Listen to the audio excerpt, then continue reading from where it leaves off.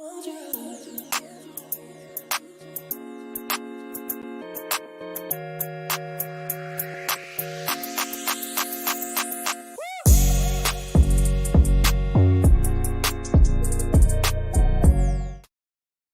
going on, people? Good morning. Welcome to United View. Welcome to the Morning View, your daily dose of Manchester United news at the top of the morning, man, or evening, depending on where you are. You know, it could be the night time if you're down under or something like that. But again, a lot to talk about. Ten Hag's trying to get Ruthless. There's a little bit of an update on Min-jae. There's also an update on Sir Philip Jones, by the way. Sir Philip Jones, give it up for Sir Philip Jones. There is a transfer update on Sir Phil Jones. We are going to talk about that as well. Daniel Luciano says, morning, UV fam. Morning, Owen and Flex. Andre says, good morning. Lucky Singh says, sell Manchester United fans back. Couldn't really see that's gone now. Sell Manchester United fans. End the Glazers, that means, I think. Are we going to see a FIFA masterclass today? Well, there's a FIFA stream. I don't know if it would be defined as No, there's a masterclass. There's a masterclass. I think that this was something I was trying to warn you guys of. Towards the end of the last stream is that it ended well. Yeah, you feel like you found your groove, you found like your mojo, you found your system. Good? No. Oh no, because we went to a back five and then we kept. It was not good. Adeyemi in 10. Yeah. Yeah, you want to question my decisions and my signings, I'm just saying when I showed up at the end, you started scoring goals and winning games, and people like to. So there's a big dispute going on between the two co-directors of football, myself and Josh Media.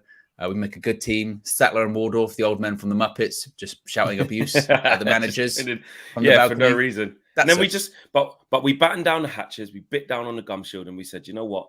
Block out the noise. But back to the original question, yes, there will be FIFA today and earlier time as well, about 11:30 as well. So not too long after this show. Join us for that. That's going to be a lot of fun.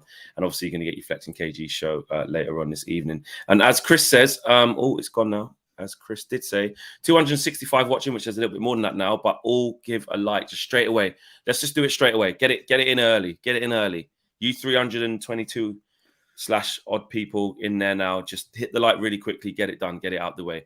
But straight up front, Owen, what we've got, Ten Hag's Ruthless transfer plan.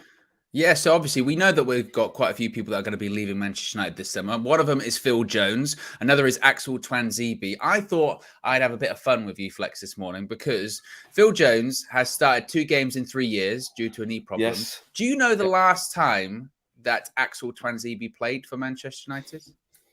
Right, let me turn the comments off because I don't want anyone to ruin this. Yeah.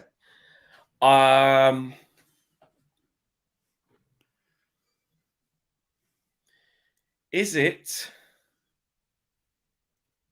last season? Was he here? Was he on loan?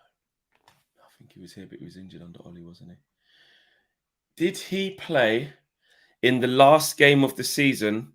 Not last season, the season before at Wolves, where Ahmad scored. No. And Elanga scored. No? What year was that? So that was with the Zebra kit. That was Zebra kit. Yeah, so not last season, the season before. Yeah, he played after that.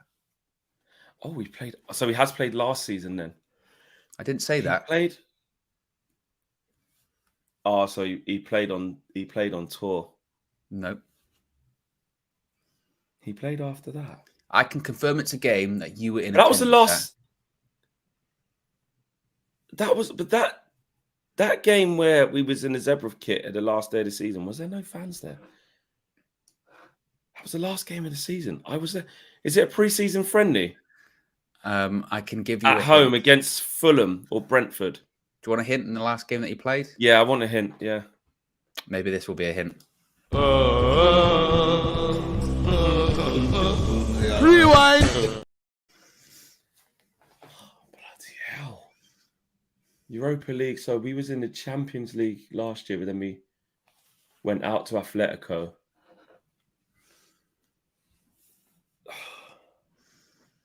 Shall I tell you? The year before. This, I really want to get it though, but to not make everyone bored in the comments and whoever and in the comments, they've probably all got it easy because everyone always does. Tell me. The last time he played for Manchester United was the Europa League final in 2021. Did he start? He didn't start. I don't think he came on. Come on. Oh yeah, because the Wolves game happened. So I'm pretty sure he took. Did he take a penalty? I feel like he might have taken a penalty. We'd have had to. It was the whole team, wasn't it? Oh yeah, he must have. I don't remember him scoring a penalty. I'm frantically typing, Flex. Oh my days! Well done. Well done to you. You got it right. Well, you're asking the question, so you didn't actually get it right. But he came on in the 116th minute. You got it right. Did he take a pen? It would have had to, wouldn't it? Because everyone did. Yeah, oh yeah, because it went round to De Gea and he missed, didn't it? Yeah. Bloody hell. Yeah. That's crazy. Mm-hmm. As far as Phil Jones, he's not trained all season. He was visible at a session at Carrington on May 20. He started 16th. He started 16 times since signing a new 5-year contract in February 2019, or a new contract rather in 2019, 4 years, I guess, and was substituted at halftime in 5 of them. Jesus Christ.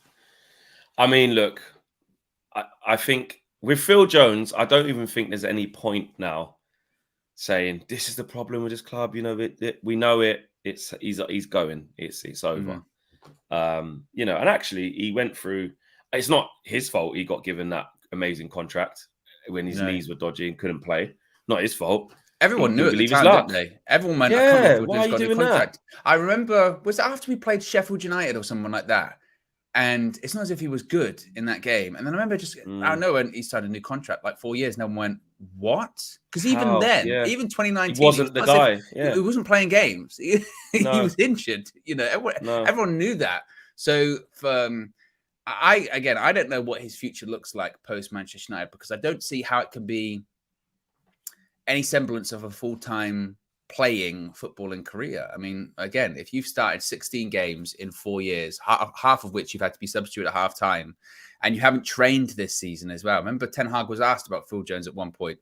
What's going on with Phil Jones? And he went, since I've been here, he hasn't done a training session. Hasn't seen him, hasn't seen him. And you sort of just go like, and it almost felt like when Ollie was around, he sympathized with Phil Jones a lot because they'd gone through similar kind of things, right? That's exactly what it was. Ollie said it. He said it when he told off Rio in that press conference. Remember when Rio basically was saying on his channel that, you know, he thinks it's bad what Phil Jones has done. He should be freeing up that space for a young player to come through. You shouldn't be hanging on to it like that. And then Ollie pushed back on that, didn't he? In that famous, I say famous press conference, but that it sticks out in my head because I remember it vividly because I was thinking, bloody hell. Yeah. He went, listen, I know Phil's been through a lot. And I know coming back from, you know, knee injuries, you know, how tough that is. And, you know, so Ollie definitely, because his knee probably kept breaking down, Ollie definitely did sympathize with him. And I think Ollie was a big part of how we managed to get that new contract, to the point where Rio even apologized in the next show, I remember. Yeah. So look, it is what it is. He's going to go, and it's been a long time. But it's a good point to get number 4 jersey. Phil Jones, remember that? Oh yeah, because when he came, out of respect, he didn't. He asked. He asked. He said, "Can I have the number 4?" And Phil Jones went, "No." No. What did he ask? And he said no. Or was it out of respect? That was the rumor that he asked, and Phil Jones said, "No, it's my shirt, my number." No, that's a piss take, you know.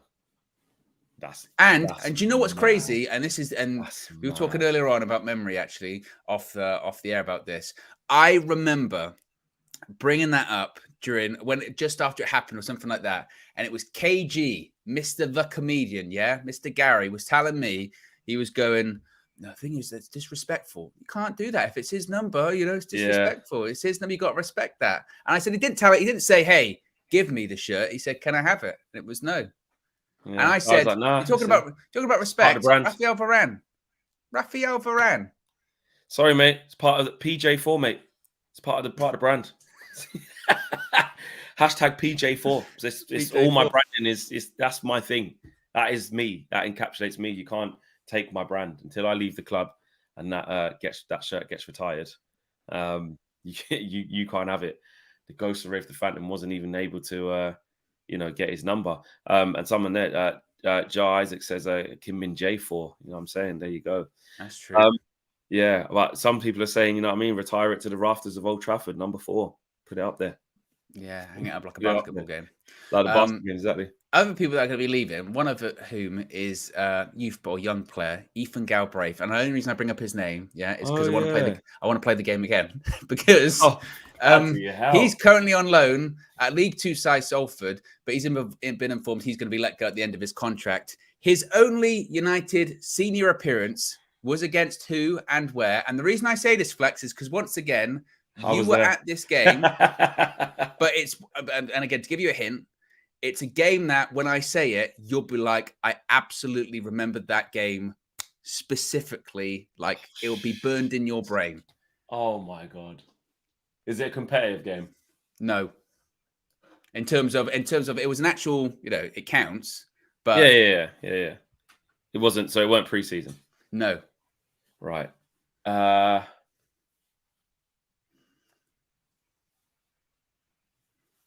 Europa League? Yes. I ain't got a clue. And the only reason I bring it up because is it when Kobe Mainu came on as well? No, this is because the reason I bring this one up because I have spoken to you about this game specifically before. Not that Ethan Galbraith was playing, but you're like, oh yeah, I remember that. I remember that game. Actually, no, I'm thinking of a different game, but it's against the Central campaign. I'm thinking of the reverse fixture of this game. That makes sense. For God's sake. I don't know. I ain't got a clue. Astana in the Europa League group stage. But it's not that one. because all the kids played though at away. Yeah. I think so. I don't know. It says all November the kids played when we played away, because I remember Jesse Lingard was like the oldest player to play in that game. Yeah. And he scored in Astana. That was 2018. 19. Was it 19? Oh. 19, I say. But people say my memory's elite. Against Astana home or Astana away? Not sure. But it is Astana was that's the only appearance. Yeah. Astana away was all the kids played away. You know what I'm thinking of? I'm thinking of Last Links. I got confused. Oh yeah, no, that was Igalo when he scored that wicked goal. Yeah, I got confused that. Yeah. But then when you've said that, I have remembered the game that I'm thinking about now, the Astana one, because I remember that too, where literally all the kids played, and Lingard was like, the captain, the senior player for the day. Yeah, and Astana were actually really good to us. Like they treated us really well. We went to the training sessions, caught up with some of the. That was actually a really good trip. Amazing place, actually. Big up to Alan. Yeah, I don't know if he's watching right now, but he looked after us really, really, really well. But yes, yeah. Who else do you think is going to leave in the summer? Loads. So Eric Bailly, Tellez. Yeah, will leave. Brandon Williams. Yeah. These are all defenders. Maguire. Yeah, loads. Another one. I think Maguire will leave. I think someone senior out of Fred or McTominay will leave. You think so? Yeah, I think one of them. Maybe. Who's more likely to leave out of Fred and McTominay? Fred didn't get a new deal as well, did he? That's true. When did his contract expire? Has he got a year left? Didn't he get the extension? Didn't they trigger it? I think they triggered all of them to give them thinking time, didn't they? Remember? Yeah. They triggered the option. When was that? December. So they've triggered the option. So his contract expires next year. Right. I think Donny will leave either on loan or permanent. He'll get some form of reprieve. So there's like a half question mark over McTominay and Fred. I think one of them go. Get more money from McTominay. You would. Because also we've got to sell players we need players who've got good selling value. The Henderson one's interesting because I don't know. I think he might stay. I think he might stay and get some minutes. I think he might stay because the De Gea situation's a bit peaked now, and they're going to give him a new deal anyway. But then Henderson will just refuse that. He won't stay if De Gea is still there. But at the same time, with the De Gea situation, the more that time goes on, yes, and I was talking to Marcel about this yesterday morning, I think even the De Gea outers or the De Gea haters, they've come to terms with David De Gea. He's going to get a new contract. He's going to be sticking around. He's getting a new contract. That is what's going to happen. But what is interesting with it now is that I think before there was certainly a mindset of, if he gets a new contract, we ain't getting a new goalkeeper. But it does kind of feel like, doesn't it actually no, United they're looking around for a new keeper. Yeah. And not just it might initially be a number 2, or it might be someone that actually really pushes David De Gea. Definitely someone that can play. Yeah, they don't want that number 2 like a Dubravka or Butland where the drop-off's massive. They want someone that's close. And if it's not working out with De Gea, they go, look, you figure it out. Romero vibes. You know what I mean? Yeah. If not a bit more. So we missed the super chat earlier. Holmay says we could have got Haaland and Caicedo for 10 million, you know. Listen, I know, bro. I know. Was it the 4 million for Haaland at the time, and 6 or so million for Caicedo? Yeah, what could have been? What could have been? But yeah, I feel like the keeper situation actually, for a change, is David De Gea is not guaranteed. He's not, even though he's getting this deal, he's not the out and out, favorite to just be number 1 the whole time. I don't think he is. I don't think he is. But we still need to, Ten Hag does need to be ruthless though. And I don't know how ruthless he can be because obviously stability wise, we don't know what's there. We don't know how much, but I know obviously Laurie Whitwell was saying that it's 100 million in the kitty plus player sales, which obviously isn't a lot. You want to try and raise another 100 million through player sales, which, across all of those, the big batch that we said, if you add Henderson into that, you could maybe, or McTominay, maybe you could get maybe 50 with all of those smaller players, and then the ones who could get you a bit of money, 40 to 50, Harry Maguire, McTominay could get you 25. But you look at some of those wages, some of the people we've named, Phil Jones, I think he's on close to 100k, isn't he? At least, yeah. Or maybe just below. Twan Zebe, I don't know how much he's on. Eric Bailly is going to be on decent wages. Alex Tellez is going to be on decent wages. Brandon William, we know, is on that high wages for him 60, as well. Yeah. You do get a lot off the books. Yeah, a lot. And plus Harry Maguire, who's on, what's Maguire on, like 200k, something ridiculous. Easy, easy. So, getting those players off does free up you some budget, some wage. And some of those players, those players that we just named there, the first few, you're not going to get much money for them. But that is then when you do have to consider, okay, a Maguire for 40 million, something like that. You could argue that pays for a Kim Min-jae. Well, pretty much, it does actually. It does. Clause. That's crazy, isn't it? You can just literally do a like-for-like swap. Like for like. But the problem is, Flex, that just seems too easy. I know. I know. It's such an easy thing to do. Just get rid of Harry Maguire for at least 40 million. At least. Yeah. As a minimum. What's Kim Min-jae's thing? 47? 40, I believe it's 42. 42 million pounds, yeah. I'll have a look. Yeah. Kristen says, depends who the new owner is. If it's Sir Jim Ratcliffe, he'll offload players to Nice, like what Watford and Udinese do. Yeah, and big up my Watford peeps. They tell me a lot of times, like, how like the Pozzos and that, because they own Udinese, they just interchange the players and maybe they gas up the fans, maybe saying like, look, we've got this player, we've got that player. But really, you're just having moving parts amongst things you own. You're not spending any money. Nice players coming to Manchester United as well. I don't know about that. So yeah, that is interesting to see. What was you looking at there, Owen? Yeah, the release clause is 42 million pounds. So to be honest, you can get 42 million from Maguire. Yeah, and not even that. Like nowadays, to buy a centre back from a team that's just won the league, 40 million quid, that ain't bad going in today's market. Bargain. He's had I don't know how he's managed to get that release clause in there. Like, and it's a strange one because it's a 2-week period as well. It's from July 1st to July 15th. Yeah. So you have to trigger it in that period, and that's why we were talking about yesterday. Crazy. That's why if all of these reports are true, and Fabrizio Romano has spoken about Kim Min-jae, which we'll get to in just a second, but that's maybe why all of the sort of due diligence has to be done now, because they don't trust themselves, United. They go, we can't do that in 2 weeks. We take 3 years to do a deal. So that has to be done now, and then we literally just trigger the release clause on July 1st and then get it done that way. As I mentioned, Romano has tweeted this morning saying Kim Min-jae is on Manchester United's list since December, but nothing is agreed or decided at this stage. The release clause will only be valid in July. Man United are interested, while Napoli are still offering Kim a new deal. So Napoli are aware of it too, clearly. Yeah, they're trying to tie him down. Yeah, exactly. And look, that might be something that he considers too. You know, they just won the league, or he can think of, mate, it's not going to get any better for me at Napoli. We've done it. I won the league. I'm out of it. In Min-jae, if he comes to Man United, does he start? If Varane's fit, like he's had some, obviously still had the injuries this year, really, isn't it? Let's face it, he has. He has. Not as bad as last year. Yeah. Not as much as last year. It's been better managed this year, but still, the ghost, the Wraith, the Phantom, he still picks up too many injuries, which we knew that from Real Madrid. We knew that. If Kim Min-jae is reliable and ready every game,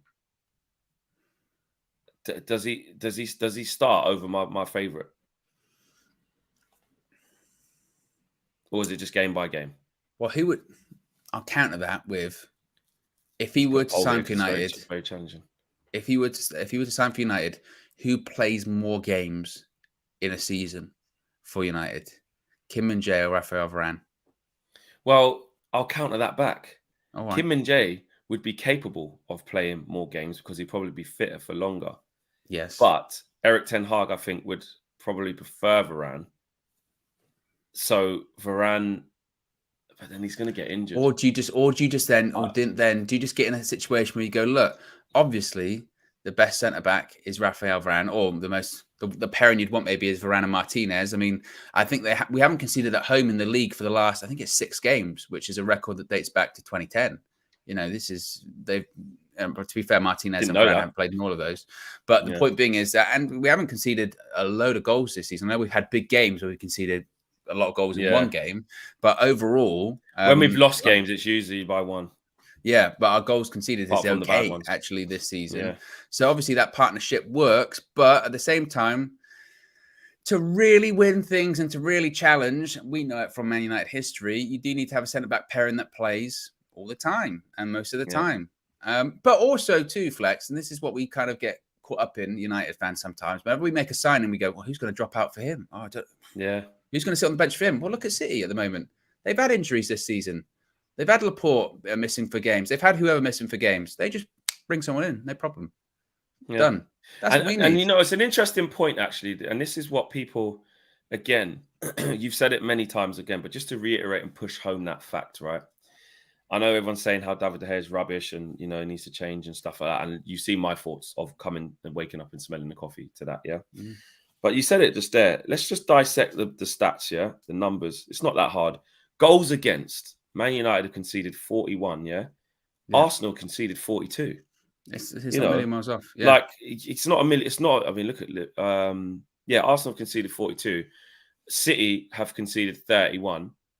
So, like 11 less. But then look at the goals scored. And also when you look at any other team, like around in the sort of top half, our goals conceded, they're just as good, or if not better. But like you said, it's goals scored. That's where it stands out. Arsenal scored nearly 30 more than us. Newcastle have scored over 10 more than us. City, bloody hell, no point saying about that. You know, Liverpool have scored 70. You know, 20 more than 50. 20 more than us. You know, so our problem clearly this year, although we've had one amazing goal scorer in Rashford in that period who was literally carrying us, that just shows you. If he didn't do that, if Rashford didn't bang, what's he got? 16 Premier League goals, I think. Yeah. Something like that. It's like he scored like 29 goals or something in all comps. Like amazing. Yeah. But in terms of the Premier League, he hasn't even got 20, Rashford. It's not like he's done like up there for the Golden Boot. He's just done what Odegaard's done.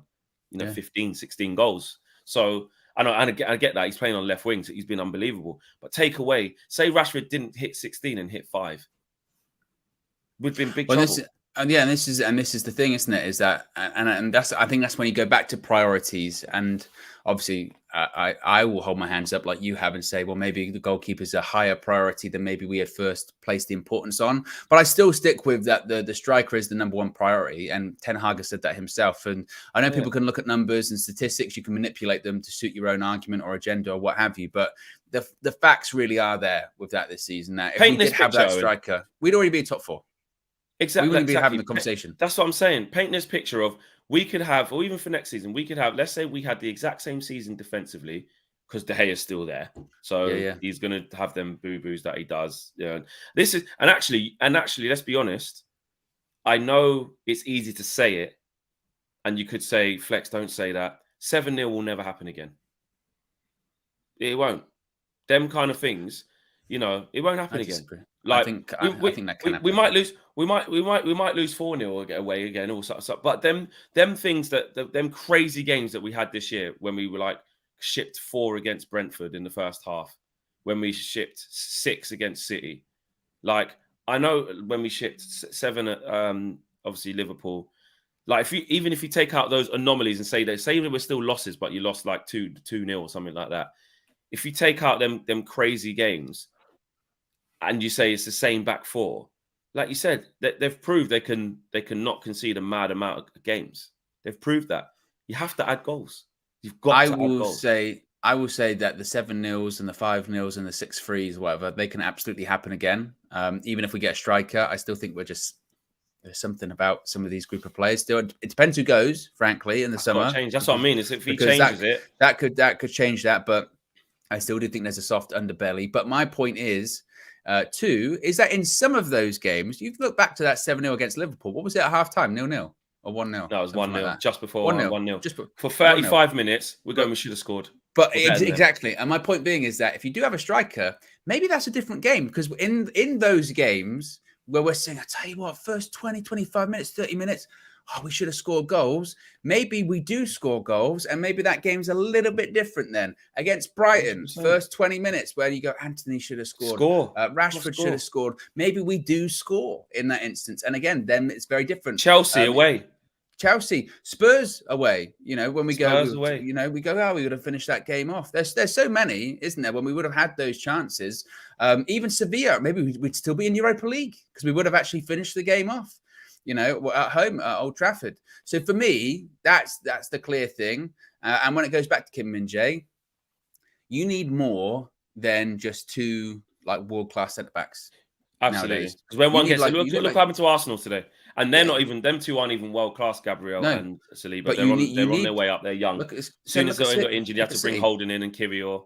Shit. Yeah, look at City. They go, okay, we've got Laporte's injured. Well, we've got Diaz, we've got Stones, we've got Kanji, we've got Ake can do there as well. That's already like 4 or 5 top quality centre backs that would get into any Premier League top tier side. Well, here's the one. If we get Kim Min-jae, you got Martinez, Kim Min-jae, Varane, and Lindelof.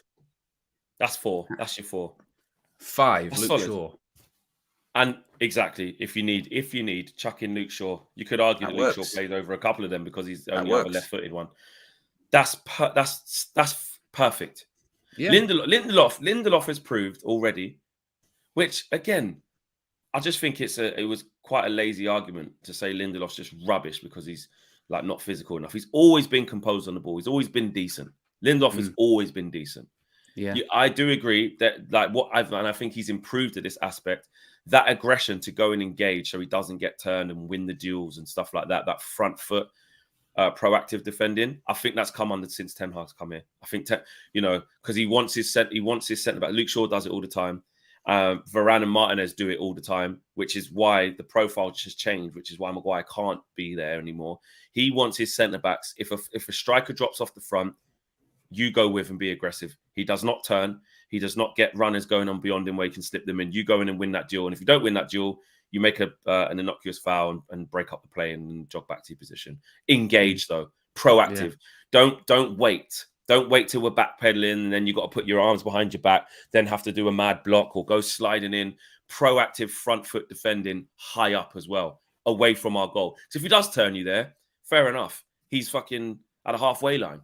Do you know what I mean? Don't know why I just swore then. That was really out of order. Sorry. Lex forgot he was on stream for a second there. I know. It's because I'm just that's how we want to defend. If he turns, he turns. He's miles away from goal. But you go in there and you win your duel. Lex was doing the full-on team talk. He could see Lindelof was there. He could see the whole team was in front of you fucking on the halfway line. Do you know what I mean, though? Sorry, there's kids watching on the way to school and stuff like that. I apologize.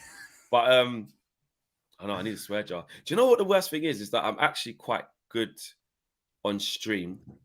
Yeah. In normal life, do you know what? Do you know what it is? Legitimately, guys, you might not believe this, but I think in normal life, I probably swear more than Flex. Like, I would put that.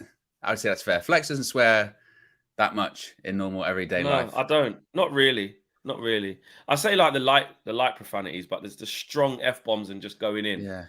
That's only on FIFA and maybe in the stands. Yeah. Who swears the most out of the UV team, do you think? Ooh, Marcel never swears. Minna, very rare, if at all. Kenny never swears. No. KG, if he's angry, uses the P word quite a lot. Yeah. Well, he explodes. You don't see it coming with him. It just comes out, yeah. Yeah. It could be him just for that. You don't, I mean, the odd Not on stream. Not on stream. Off stream. Someone said Steph, different. DJ. I tell you, but maybe Josh, actually. You'll never hear it, but... Yeah. Oh, Josh. Yeah. Josh. Yeah. But that's behind the scenes. It isn't really where you guys see. No. DJ might be a mad one. A few people saying DJ, you know. He swears quite a bit on the match view. On the match view, yeah. Yeah. But it's hard when you're watching the games. I'm not gonna lie. It's hard. Yeah. It's hard. Yeah. I don't know. That's a good one. But yeah, apologies. But back to my point. Yeah. This new style of play that we've got, and it's not even that big of a change. It's like a manager coming and saying, listen, I want you to defend on the front foot. If you see strikers that want to drop off deep to get the ball to feet, go and engage. That's not massively tactical. That's not amazing. That's basics. That's like, I want to play in this way versus if it's Conte, you say, listen, we stay compact, stay in your shape, don't be rigid, don't go following players out. We just wait for them to come. It's just a clear instruction. But Lindelof's able to carry it out well. And what I really like about Lindelof is how comfortable he is when there's a little bit of chaos, little bit of something that needs sorting out. Balls bouncing up or balls coming down from a height, someone's running across him. He just sees the danger, and his first touch to like kill the ball or, you know, keep the ball rolling or whatever is always good. And he can pass with both feet and just, you know, he gets into a couple of positions. He did it the other day where like he's the last line and like someone's running down on him and he just has a quick little turn. I'll pass it to Varane. He can play really out from the back. He's comfortable. He can do that. I mean, we said that when Ten Hag came in, that actually he might be really suited to sort of the and he is style of play. And he is suited. Yeah. And I said he's had to wait for his opportunity as well. Absolutely. And I said it earlier on in the season a few times. Actually, this is the perfect role for Victor Lindelof. Like, no disrespect, but he's not of a quality to be one of your starting pair of centre-backs. That was part of the problem, wasn't it? The problem before was Maguire and Lindelof, your starting centre-backs, and McTominay and Fred are your starting two midfielders. That's just not good enough. That's not good enough. But for him to be your third or fourth choice when you've got injuries or you've got rotation, bring him in. You know what his level is going to be. He's comfortable. It's not like Maguire coming in where you go, he just can't do it. Victor Lindelof, we know, can do it. And when he plays with better players, they help. Exactly. They help him lift up to that. But at the same time, like after watching Brighton play at the Emirates, and I know, and we all know deep down, Erik ten Hag watched how Brighton played at the Emirates and said, that's how I want to play. Yeah, I want to play like that. But that just shows you though, and I think Brighton are a really good example because let's do it player for player, but let's not. It takes too long. But you know, Lewis Dunk, is he an amazing centre half? Has he been before this? No, he's not. Webster, is he an amazing centre half? No, he's not. Systems. Though, but there's an ability. They're not amazing, but clearly they're adaptable to be able to do what Lindelof can do. That's what Martinez can do. That's what David De Gea can't. No, that's what I'm saying. But that's what I'm saying. The keeper. Part of it. That's where we've admitted that though. We have. We said the team won't be able to. 100%. 100%. Right back. I mean, Caicedo's had to go right back recently, and he's obviously comfortable with the ball, more comfortable than Wan-Bissaka. As comfortable, if not more comfortable than Dalot. So, and he's a central midfielder and he's gone right back in that system where he understands exactly what to do, but he's got the attributes, like you said, where he's comfortable with the ball. So look, I'm not downplaying their players to say they're crap because, you know, they passed us off the pitch half the time and look what they just did to Arsenal. But, you know, like Estepinian, he's been brilliant. Exactly. But it's the system that needs to be brought in of players that are all comfortable. And that's why we need more technical players. Billy Gilmore, He can't even really run. Doesn't even get about the pitch that much. But he's just comfortable having the ball, and in a system where he's got 5 or 10 yards of a little bit of space because of how the system is, he can get a little half turn, keep the ball recycling, and he ends up looking like bloody Xavi. Do you know what I mean?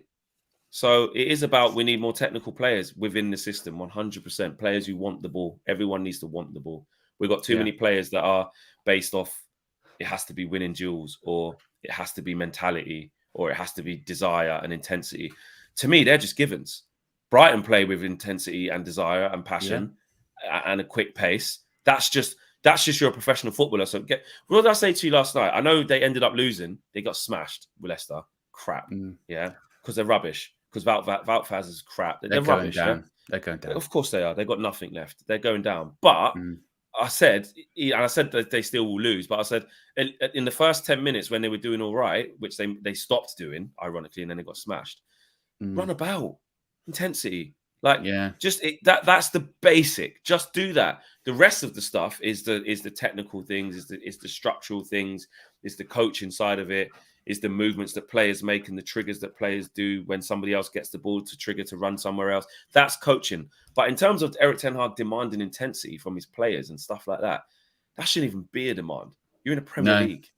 Premier League. I agree. That's what annoys me. No, I agree. Our lack of technical players make us focus on the mentality, make us focus on, intensity, when actually, if we just had players who wanted the ball more, who could keep the ball better, there would be less of that. We're not running around enough. We're not doing this. Well, that's what we did at the start of the season, wasn't it? We tried the technical thing. It didn't work against Brighton or Brentford. And then we played Liverpool, and it was just put a shift in.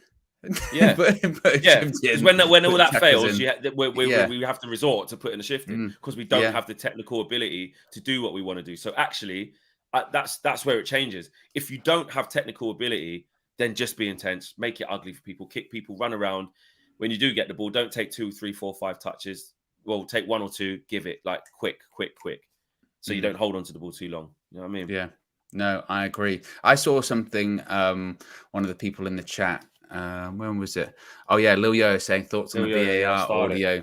That was, what did you think of it? I thought it was interesting. I thought as a segment goes, again, it's always interesting to hear the conversations and how they've come to the decisions they've made. I did think the scrutiny was fairly light. And that of course it's got to be. Then they took it a bit easy on Howard Webb. And it's almost somewhat of a redundant segment because he says all this stuff and you go, this is brilliant. If we could hear this in real time and they did this during the broadcast, it'd be fantastic. And then he just goes, we can't do that because FIFA, the laws don't allow it. So realistically, there needs to be a law change. FIFA need to say that VAR, that kind of the stuff we're hearing, particularly when it comes to the offsides or when you get the purple screen and they're either drawing out the lines or they're looking at handballs or they're looking at fouls. I know, obviously, in the stadium, it's probably impossible to be able to hear that from a fan's point of view. I mean, the play it out the tannoys. Yeah, they can't really do that. Although I think they do that at the cricket. Actually, saying that you do hear go to this camera, check that. So they do it NFL as well. I suppose they could. NFL, they definitely have the referee on the pitch to explain it. Yeah, announces it, stuff like that, which I'm not really sure the fans really care that much for. But certainly for the viewers at home. Imagine Chris Kavanagh. Let's say in front of Old Trafford against Liverpool. Yeah. So, well, what happened was, Salah was clean through. It's a pullback from Dalot. So what we're going to do, a penalty. Yeah, I'm not sure that would work out. But I do think from the broadcaster's point of view, if you could have those conversations that we heard going, does it skip up off the thigh? I think it might. And what was interesting with that Newcastle Arsenal handball is that the reason he didn't give it in the end wasn't because it skipped up off his thigh or anything like that. He said actually his arm was a bit closer in, so I don't think it's a penalty. Which at the time everyone thought it was because it skipped up off the thigh. So they're saying because he kind of asked him that if it didn't hit off his thigh and his arm was in that same place, would that be a penalty? And he went, well, it could have been, but he just focused on the fact that that's the reason why this one wasn't. My thing on it was just to give you guys a bit of context, actually, because we're taking for granted that not everybody's in the UK and watched this. Basically, what Lil Yo was talking about, what me and Owen are talking about, is the people who run the VAR, the head of VAR, Howard Webb, used to be ex-Premier League referee. He was in the studio on Monday Night Football. Monday Night Football was with Jamie Carragher and Gary Neville here in the UK. And basically, they they had loads of clips and audio from all of like quite a few VAR decisions explaining how they do it. They got to ask Howard Webb questions, and I think also the key thing is that they didn't. That's fine. Excuse me. That's fine talking about all them things that they said, but what they didn't do is talk about the mad ones. Like, how have you got that wrong? Then, so that's fine. You're saying all this. If anything, it makes the ones that they got wrong look even worse because they showed most they showed they got right. You got all these angles. Yeah, they got them right. You showed that you've got good communication. You showed that you're applying the rules right. I need the far side, the left back. Yep, get the lines on him. Yep, okay, I'm happy with that. Clearly, the shoulder is the most leaning. That's the body part that's looking like it could be offside. I could get the lines on that. Yeah, it looking really good. Yep. Gonna request that you go to the screen, Chris. Basically what's happened is this. Let me know when you get there. Like, all of that sounds great. So why are we seeing things? What's some of the daylight robbery ones this year? Well, the Arsenal Brentford one when they forgot to draw the lines. Lee Mason had to get retired, basically. Well, and not only that, some of the ones that, from a United point of view, a couple of the Casemiro red cards. Remember, he got a booking overturned red cards. For a red card. I'd have loved to have heard what the conversations would have been about that one. They didn't go into that. And once again, when they went into, okay, but isn't it for clear and obvious? And what is clear and obvious? And you get this sort of fumbled answer all the time going, well, there's this fine line. There's two kind of poles of it where one's clearly there's an error and one clearly there's not an error. But there's this thing in the middle where you're not too sure. And you go, but then if it's the ones in the middle that you're not too sure, you're meant to leave those. You're meant to say the referee is just meant to carry on. And that hasn't happened as well this season. And all for Casemiro, the choky one and all of that one too. It's like Ayew was doing it to Fred at the same time. Yeah, and you see, it's stuff like that. Even okay, you go, FIFA don't allow us to broadcast those conversations during the game. You could certainly come out after the game as the referee, do an interview. Why did you make that decision? Why did you do it? 100%. It's this whole uncertainty, and then we have to listen to ex-referees back the refs and then go. So actually, I think it was a red card. And then the thing is, for a fact, if he'd have booked him, they'd have gone, I don't know, actually. Let's go to Peter Walton. Peter Walton? Yeah. Peter Walton or Dermot Gallagher? Peter Walton on beat. And there's Dermot Gallagher. He's always standing there on Sky Sports, arms behind his back, going like that, by a big wall, whatever, big screen, going like this, going, as you can see here, that's a booking. So no problem. And he used to referees where I'm from as well, Dermot Gallagher. Yeah. I know, you know what? I was annoyed I couldn't make it in the Sky Sports FC group chat that we got with like some of the presenters there and the producers and stuff. There was a game. It's going to be coming out on Sky Sports News soon, I think. There was a game that we got invited to where they're like doing little rule changes to see what it'd be like. So like goals from outside the box count as 2 points or 2 goals, and like no header. I can't remember what there was stipulations in the game and stuff like that. And Dermot Gallagher was going to be the ref as well. And I remember thinking, I wouldn't mind getting down to that. I couldn't make it. But whenever I've seen him just in the studio, he's obviously, as with anything, away from. Oh, they're all lovely. They're all nice. Like, great guy. But we've got to judge him on what they do. So, I just think it was interesting to sum up that little yo-yo. What I thought about it is, it's great being in your best bits. It's like a YouTube comp, innit? You want to get a player. I'll show you all the best, turns and nutmegs and goals from outside the box. What about all the times to give the ball away? What about the times to get sent off? What about shit tackles? Like, they just brought the best of what they did, and we didn't get to see the real mistakes and why they didn't get it right. Here's one for you. I saw Thierry Henry talk about this the other day. He said that if you could change one rule about football, or he could introduce a new rule, he said that he would have a thing whereby if a team scores 3 goals, they get an extra point. No, they get an extra point. Oh, they get an extra point. So like for instance, if you scored, if you won 4-0, you'd get 4 points. If you lost, so the other day Leicester, when they lost 5-3, they'd get a point. It'd be 3 points every team. Oh, because if you score 3, you get 1 goal in the bag. Yeah. But my question is, I'm not saying if you agree with that. I'm saying if you could introduce a new rule, or you could change or modify a rule, what would that be? Let us know in the chat as well. Mine would be basketball stop clock. When it goes out of place. I just literally, because with basketball, there is an absolute definite of time of what it is versus what it isn't. Buzzer beaters, all of that stuff.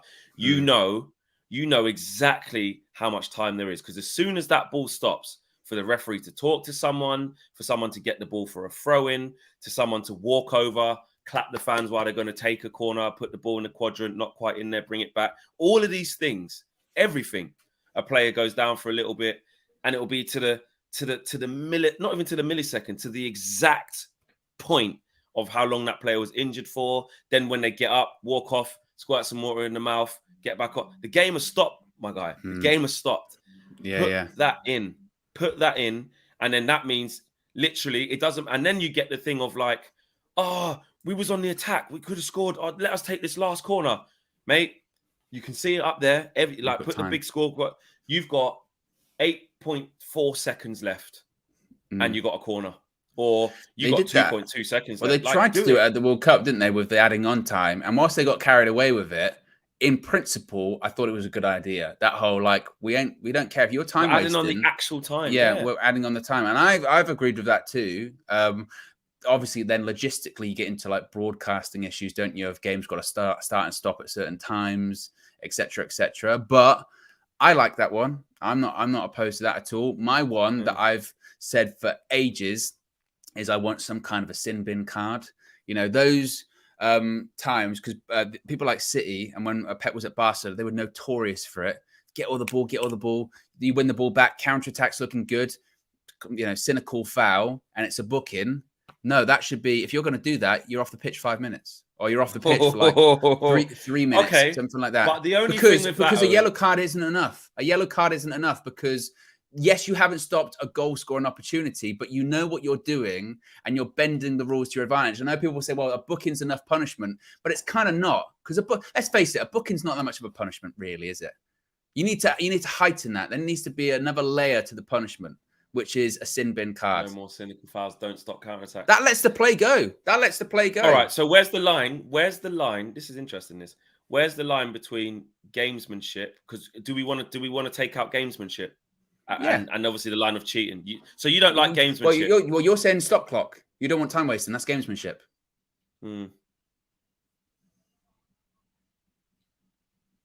Stopping counter-attacks. So we just, there's got to be some bits of it though, innit? It can't be too clean. It's still football. But in the same way, if you just do a mistimed tackle, that's not a sin bin worthy offense. That's just a yellow card. That's just a yellow card. We know, pull the shirt. You're under pressure. He's going to go. But I mean, foul. Deliberate, and which everyone, because there are those fouls or there are those things in the game which you go, I know what you've done there, you bastard. Of course. Luke Shaw did it the other day. Like I like when our players do it. I think well done. You had to foul him there. Was in big trouble. But if the shoe was on the other foot and you knew, we're in. or whatever, you'd be like, and we probably would have got something from that one, and it makes the game more dramatic. And essentially, you would get more goals because maybe there'll be teams of 10 men a lot, or teams wouldn't make the fouls in them chances when they're in big trouble, so you get more big chances and more. Yeah, exactly. And you have those moments where you go, look, he had to do it, but guess what? But not only did he have to do it, but now he has to live with the consequences of it because he's off the pitch for 3 minutes, and it's like. What if it's in the last couple of minutes and there's only a couple of minutes left? You can't play again. Yeah, they're off. They're off the regular time off. Add in the stop clock. You know that you're going to be simbing for the rest of the game. Yeah. It's not crazy. It's not crazy. What we have to be careful with, not that we have any influence over this, is you still want to keep a little bit of what football is. I know like people don't like changing the old guard. I'm not saying that, but you don't want it to be too pure. I like a bit of gamesmanship, like little things like, say, them fouls is one. Things like, it's not cheating, but say there's a throw-in, but you're not in your position and you keep the ball and you run back and then you throw it high to just, or whatever, take a couple of seconds to give it back to them. Gamesmanship is not cheating, I don't think. Gamesmanship's not cheating. The only reason it's not cheating is because you're bending the rules, which you know they not breaking. But you know they shouldn't be. Well, actually, no, they are breaking the rules. There are unwritten rules that you can do where you won't get time wasting or something. Time wasting is breaking a rule. Yeah, but you can push it. You can do it to a certain extent. You can. But you can always do it. You can use the maximum 8 seconds every single time, and then just push it to 10 seconds. Or you're probably not gonna. Well, then again, like those rules where you've even started to see this. It's like play can't be stopped unless it's a head injury. You see people go down, and now Oh, it's they do that all the time. and they go down, they go, hold shit, it. on my head, and then they go. Next thing you know, they're working on their knee. Oh, here's one. Well, Bruno did one against Wolves the other day. I don't know if you saw it. Well, you watched the game, so you would have seen this bit. But I don't know if you picked up on it. Basically, when a Wolves player went down, I think Casemiro was saying to put the ball out. And everyone in the stadium was saying, don't you dare put that ball out. It's not a head injury. I think it was Lamina in our box. Don't put it out, don't put it out, don't put it out. And we ended up putting it out. And it wasn't a head injury. And Wolves actually carried on playing themselves. We had it, then Wolves had it and carried on. And then we won it back, I think. And then we put it out. And Casemiro was saying to the fans, he was going, so, like, guys, I know, but like, it's the sporting thing to do.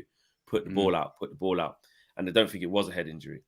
And then what happened was because we did do that, 5 minutes later or something, Bruno wanted a foul and it wasn't a foul, but he stayed down.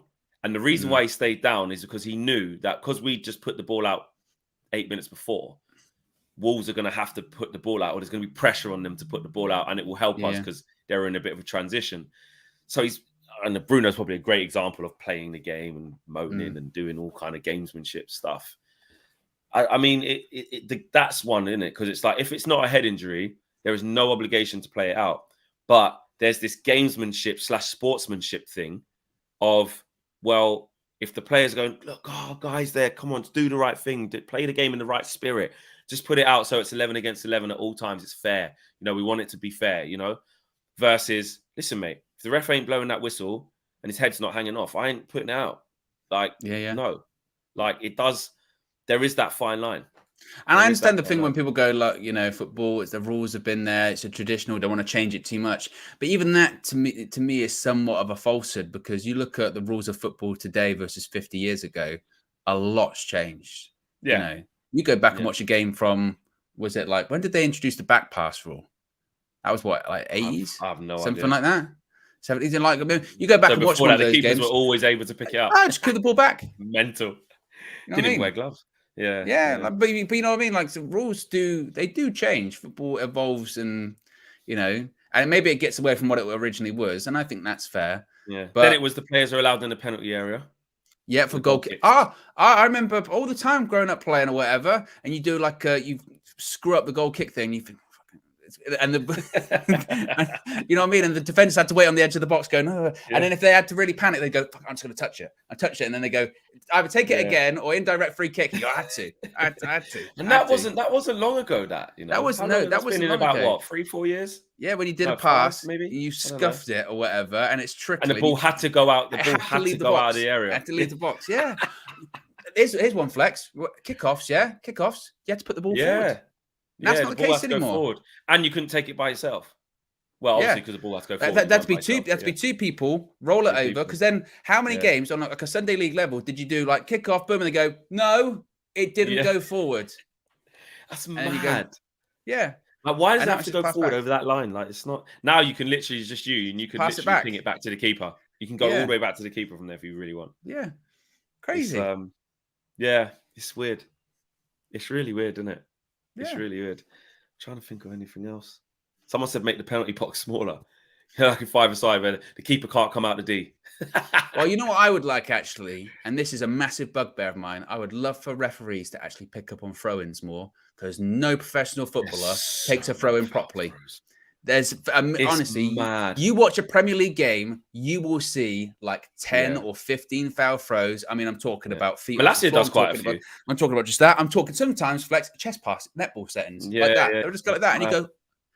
Because again, do you know what that is though? Growing up Sunday league, you always get foul throw. Yeah, it never happens. And the thing is it's like the NBA with traveling. Like, because they're such high level athletes, you think the basics of that they just won't do. But they let it go all the time, or like a double dribble. You get like layups that are like a bit stopping. That's a bit. His hand was kind of under that ball, and then he's kind of gone again. But because they move, in NBA's defense, they kind of move so quick. There's travels and double dribbles all the time in the NBA. But I've seen a lot of dead throw-ins, 100%, like literally throwing it right down. Yeah, like it's almost like they don't want to be picked up on it, because if you pick up a professional Premier League footballer for a foul throw, you get this whole kind of scoffing. Oh, he doesn't know how to take a throw in, but they don't.